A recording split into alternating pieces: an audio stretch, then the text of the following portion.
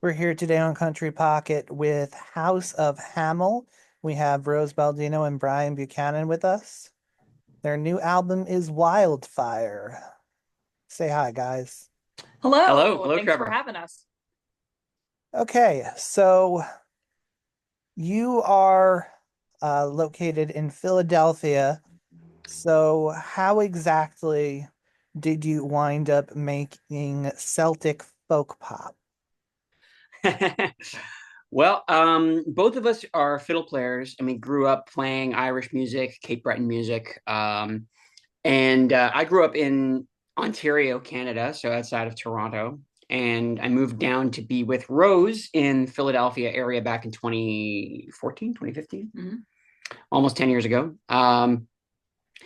And we were both playing with other bands at the time. Rose had a band for a long time called Burning Bridget Cleary, that was a traditional Irish band. And I was, and still am, in a Celtic rock band from Canada called Enter the Haggis. And when the two of us got together, I think the music that we started to write, I mean, first, when two musicians start a relationship, obviously they're eventually going to start trying to write together and see sort of what comes out. And so I think the first couple of albums that we called House of Hamill albums were just us grabbing every influence, things we'd never gotten to do with our other bands, and kind of trying to impress each other, I think. So we wrote some really wacky, weird music, and that was our first two albums. And then our third member of the trio, Caroline Browning, joined in 2018 and kind of rounded out the sound and brought in more harmonies and more acoustic instruments and things. And so the last two albums kind of did shift away from the rock stuff and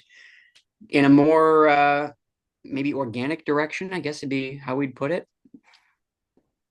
Yeah, so you're composing some very non-traditional music, uh, hmm but you're pretty strictly using traditional instruments. hmm Generally, yeah. Especially in more recent, the last two albums, we've tried to stay very acoustic. And the biggest part of that is just that we're first and foremost a live band, and we weren't really able to reproduce a lot of the more electric elements. Like if we had electric guitars or synthesizers or even drums, like a drum kit, we never had that in a live setting. So, especially Wildfire, it was explicitly written to be performed live. So we can play. Well, right now we're playing 9 out of the 10 songs at most shows. All right, so the song you heard to introduce the show is Banks of the Brandywine. hmm Um, Tell me about highlighting some of these historical inequities and social taboos in 2014. Yeah, I Sorry, mean, 2024. Why did Yes. I? yeah, Yeah, I got it. yeah. So we really love old folk stories, and we're also big true crime fans. And so we often find these like spooky stories or kind of crazy things that have happened. We listen to a lot of podcasts because we drive a lot, so sometimes we'll find a crazy story on a podcast or um, I don't know, sometimes on true crime shows, or I'll just look up history of the area near where we live. And I just happened to stumble upon a bunch of creepy folklore surrounding the Brandywine River in Chester County, which is not terribly far from where we live, maybe an hour and a half. And we thought that would be a good subject matter for a song. We thought it was kind of interesting. Some of it is made up for sure, probably by teenagers, but then there's definitely folklore that is actually true. Like they found a woman's body, I believe, in a suitcase some years back. So yeah, we just kind of took all of the elements and we turned that into a song because we like the creepy stuff. And that one's an interesting, you mentioned sort of Celtic pop. That one, hmm Rose's first idea for that song was actually inspired by the band Metric, I think. We'd been listening to their newest album, and they had these kind of percussive vocal things that they would do. Also, I guess, Hayloft. Hayloft, which was a cover that Nickel Creek did. Similar kind of thing where it's sort of quick spoken, lots of harmonies, but very sort of percussive vocals. And I think you came up with the basic hook of the chorus of that song before we knew what the song was going to be about. And then we Yeah. wound up just like Googling rivers until we found our, because we had the ink black dark by the banks of the river. And then we knew, okay, we got to find stories about a river. We got to find, and then it turned out that there was a river, the Brandywine River, less than an hour from where we lived, that had all of these crazy stories. And pretty quickly, the verses all fell into place around that. Mhm. Sometimes you get lucky. What's your favorite dark story? And Ooh, oh, like ever, Um, or that's inspired a song. that's inspired a song. Okay. I would say probably our one of our newest ones, That Man Malloy from our new album. That is a crazy story. That's a story about an Irish immigrant who came to New York City during the Great Depression, and he befriended these guys at a speakeasy, and these guys tried to kill him to basically get life insurance money from this guy. He was an alcoholic, and he would come into their bar every day, and so they figured if they took out some life insurance policies on him, they'd be able to collect after he drunk himself to death. And they tried to kill this guy 10 different times because the alcohol was not even touching him after a while. And it's a wild story. they poisoned him. One of my favorites. They soaked him to the bone when he was drunk in water, and then they left him on a park bench in Central Park overnight in February, and that didn't kill him. They ran him over with a car. They gave him a tax and glass sandwich. Yeah, a sandwich with like carpet tacks in it. Horrible. And he ate the whole thing and had no effect on him. Apparently he ate the whole thing and then asked for another sandwich. So good on him. Yeah, and it's a true story. It's worth a Google, because they tried everything they could think of, including apparently a botched machine gun attack, which we can't find a lot of information about. And this guy was they're trying to commit insurance fraud, and the guy was just unkillable. So we wrote a song based around that guy, because it's wild. Usually truth is actually stranger and creepier than fiction. I would agree. I Yeah. would agree. There are a lot of things I see and go, no, I don't think I could have come up with that in my wildest dreams." Yeah. Yeah. Yeah. Crazy stories.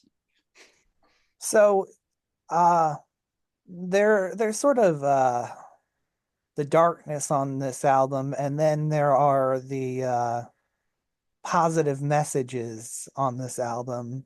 Mhm. Tell me about moving on fully from a broken heart, moving on fully from pain. I mean, that sounds like Shine. Yeah. I mean, Into the golden.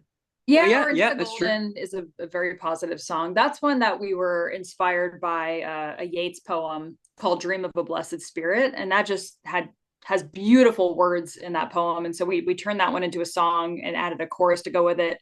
And Shine was one we wrote completely ourselves. And that's a positive song. It is. I mean, it was a response to the overturning of Roe v. Wade, the Dobbs decision a couple of Junes ago now. And the stories that you were hearing of people who thought that they belonged in a community, but then because of their life circumstances, were forced to leave that community and go find somewhere where they'd be more accepted or where their rights would be respected. And the song, I think, Rose, you were just kind of inspired by like the courage that it takes to make a break with your comfort zone and what you've grown up being surrounded by, and striking out on your own to find a place where you can really truly shine and be yourself. Mm-hmm. Yeah, that's unfortunately, I feel like a decision a lot of people are having to face right now. Yeah, definitely. So, covering those songs, how do you get into that new place and try to shed those scars and start fresh? Uh, that's a tough question. I don't know. I mean, I think it takes a lot of courage, and you have to have, I think, some kind of support system. It doesn't have to be family, but just friends or people in your corner to kind of help you make that transition and that Community. community for sure. And that can be anything. I mean, maybe you find community in the new town you're moving to, or a therapist or whatever. Or a Discord server. Yeah, whatever. Like, finding positive people in your life who are encouraging of what you want to do and making better choices for yourself. And yeah, we're both lucky because we both have great families that are very supportive, but we're also both proponents of the idea that your family can be the family that you choose. not necessarily just the one that you're born with, and that sometimes you need to be willing to make the hard choice to cut toxicity out of your life, no matter what corner it comes from. And until you're willing to make that move, it is hard to move on. It's really, because you'll keep getting dragged back in. And so, yeah, that's where the importance of community comes up, because when you find the people who really are your tribe, then they can be the ones who support you, even if the other people in your life don't anymore. All right, let's hear Shine, and we're going to be right back.